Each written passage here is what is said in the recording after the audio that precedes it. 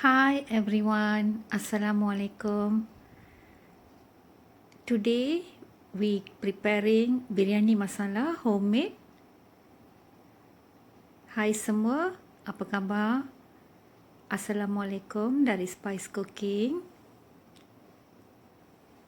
Hari ini kita melihat cara-cara untuk membuat biryani masala di rumah ya. Kita tak perlu beli biryani masala di kedai. Kita sendiri boleh prepare.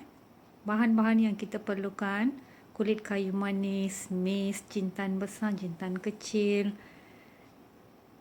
black pepper, cumin seeds, chili powder, kunyit,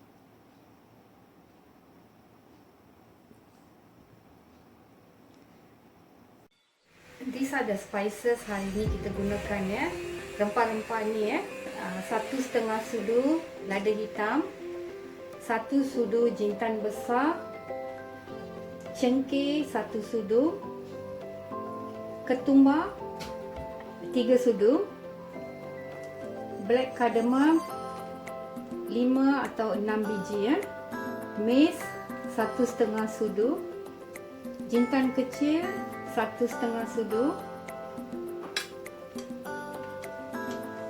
buah cengkeh, buah pelaga 1 sudu, Star Anise 1 sudu, kulit kayu manis 1,5 sudu. Dan ini dia rempah chili powder, 3 sudu chili powder, 1 sudu kunyit. Ini dia rempah yang kita gunakan untuk membuat biryani masala ya. Biryani masala ni sangat special, homemade ya. Kejap lagi kita tengok cara-cara untuk siapkan biryani, rempah biryani ni ya. Sekarang kita masukkan kulit kayu manis